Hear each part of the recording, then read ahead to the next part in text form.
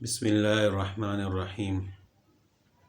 الحمد للہ رب العالمین والصلاة والسلام علی خاتم الانبیاء والمرسلین اما بعد۔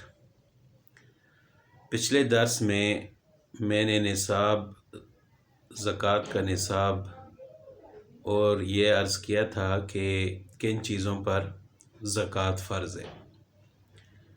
تو میں نے عرض کیا تھا کہ اگر صرف سونا ہو تو اس کا نصاب 7.5 تولے ہے، اور اگر سونا، چاندی یا نقد پیسے یہ ساری چیزیں ہوں تو پھر ان کا نصاب ہوگا 52.5 تولے چاندی۔ تو اگر کسی کے پاس 52.5 تولے چاندی کی مالیت کے برابر سونا، چاندی یا نقد پیسے یا مال تجارت ہو، ان سب کو ملا کر 52.5 تولے چاندی کی مالیت کے برابر یہ بنتے ہوں تو سال گزرنے کے بعد ان پر زکوٰۃ فرض ہوگی۔ اسلامی مہینے کے مطابق، اسلامی تاریخ کے مطابق جب سال مکمل ہوگا تو زکوٰۃ ادا کرنا فرض ہو جائے گا۔ یہی نصاب قربانی کا اور صدقہ فطر کا بھی ہے، یعنی 52.5 تولے چاندی کی مالیت کے برابر اگر کسی کے پاس سونا، چاندی، پیسے ہوں تو ان پر قربانی بھی واجب ہے اور ان پر صدقہ فطر بھی واجب ہے۔ لیکن زکوٰۃ اور صدقہ فطر اور قربانی میں فرق یہ ہے کہ زکوٰۃ سال کے بعد فرض ہوتی ہے، یعنی 52.5 تولے چاندی کی قیمت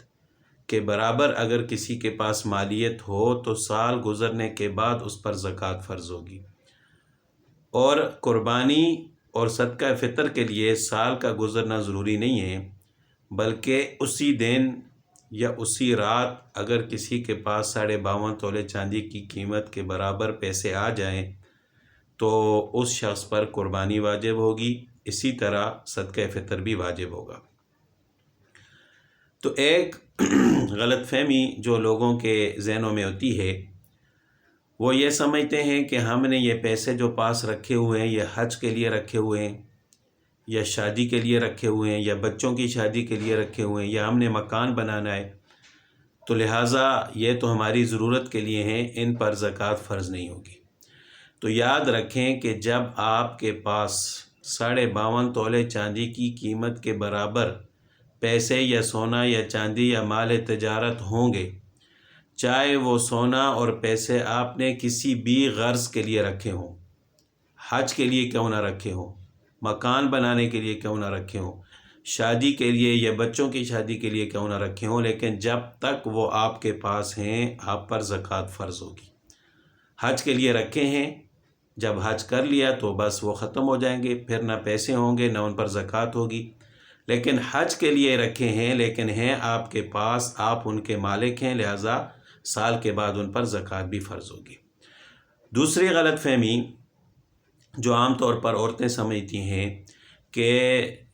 زیورات پر، کیونکہ وہ ہمارے استعمال میں ہوتے ہیں لہٰذا ان پر زکوٰۃ فرض نہیں ہے۔ تو کئی ایسے واقعات، دلائل ملتے ہیں، رسول اللہ صلی اللہ علیہ وسلم نے زیورات پر زکوٰۃ ادا کرنے کا حکم دیا ہے۔ اگر زیورات ہوں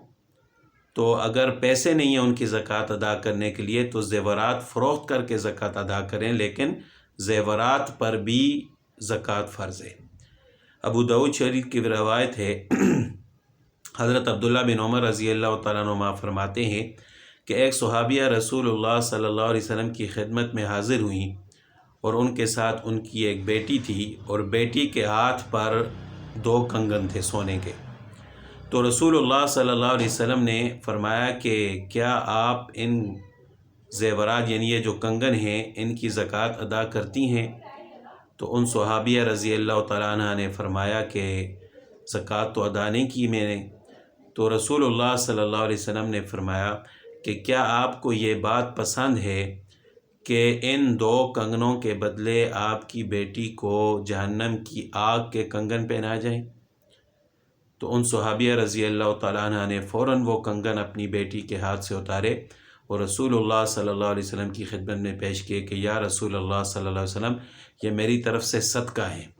یعنی جب ہم ان کی زکوٰۃ ادا نہیں کر سکتے تو میں ان کو صدقہ کر دیتی ہوں، نہ یہ ہمارے پاس رہیں اور نہ ہمیں ان کی زکوٰۃ ادا کرنی پڑے۔ تو جس طرح عام سونے اور چاندی پر زکوٰۃ ہے، اسی طرح